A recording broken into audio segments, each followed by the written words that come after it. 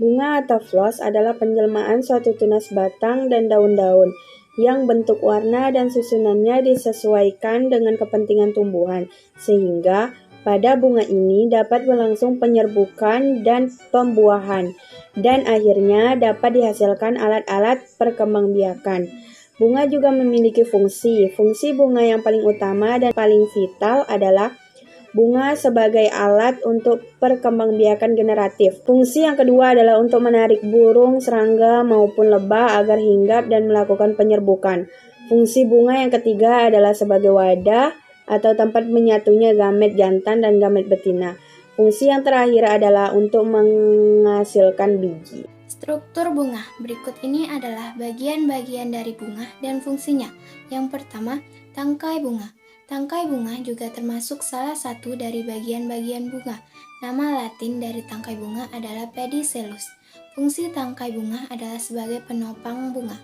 Yang kedua, dasar bunga. Dasar bunga menjadi bagian bunga yang terletak di bagian ujung bawah. Nama latin dari dasar bunga adalah receptacle. Fungsi dari dasar bunga berguna sebagai tempat melekatnya mahkota bunga. Kelopak bunga atau disebut calyx. Kelopak bunga terletak di lingkaran terluar. Fungsi dari kelopak bunga adalah melindungi mahkota bunga ketika masih kuncup dan akan membuka jika mahkota mekar. Yang keempat, mahkota bunga atau disebut sebagai corolla merupakan bagian bunga yang paling mencolok. Fungsi dari mahkota bunga adalah untuk menarik perhatian serangga penyerbu untuk proses penyerbukan. Bakal biji. Bakal biji adalah bagian bunga yang biasanya ditemui pada tumbuhan berbiji. Fungsi bakal biji adalah untuk melindungi dan menjadi tempat pertemuan sel-sel telur yang dibuahi serbuk sari melalui proses penyerbukan.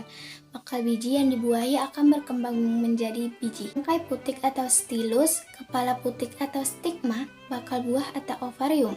Ketiga ini merupakan tiga bagian dari putik. Putik menjadi bagian yang cukup umum. Fungsi putik adalah sebagai alat kelamin betina atau dikenal sebagai gynosium. Biasanya putik terletak di bagian tengah-tengah bunga. Putik mengandung sel telur yang berguna pada proses pertumbuhan. Tangkai sari atau filamen, kepala sari atau antera, serbuk sari atau polen merupakan tiga bagian dari benang sari. Benang sari merupakan bagian bunga yang cukup umum. Fungsi benang sari adalah sebagai alat kelamin jantan atau dikenal sebagai androsium. Pengelompokan bunga. Berdasarkan pengelompokannya, bunga terbagi menjadi dua, yaitu bunga sempurna dan bunga tidak sempurna. Nah, bunga sempurna adalah bunga yang memiliki dua alat kelamin, yaitu benang sari dan putik. Contoh dari bunga yang sempurna yaitu salah satunya bunga kembang sepatu dan tulip.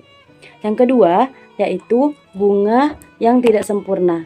Bunga tidak sempurna memiliki satu saja alat kelamin, entah itu benang sari saja ataupun putik saja.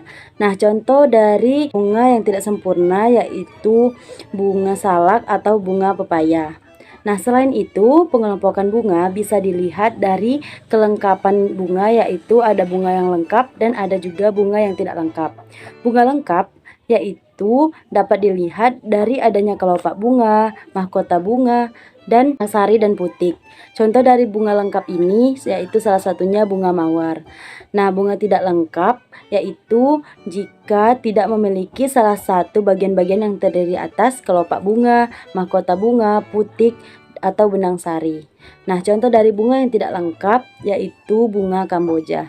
Menurut letaknya dapat dibedakan menjadi dua, yaitu bunga pada ujung batang atau floss terminalis, contohnya bunga matahari, dan bunga di ketiak daun, atau floss lateralis, contohnya bunga kembang sepatu. Morfologi bunga ada monokotil dan dikotil. Kita dapat menentukan bunga tersebut monokotil atau dikotil dapat dilihat dari mahkotanya. Monokotil, pada tanaman monokotil biasanya mahkotanya terdapat 3 atau 6 helai. Contohnya bunga padi, bunga gandum, dan bunga jagung. 2. Dikotil pada umumnya mahkotanya terdapat 4 atau 5 helai. Contohnya bunga mangga, bunga kayu manis, dan bunga alpukat.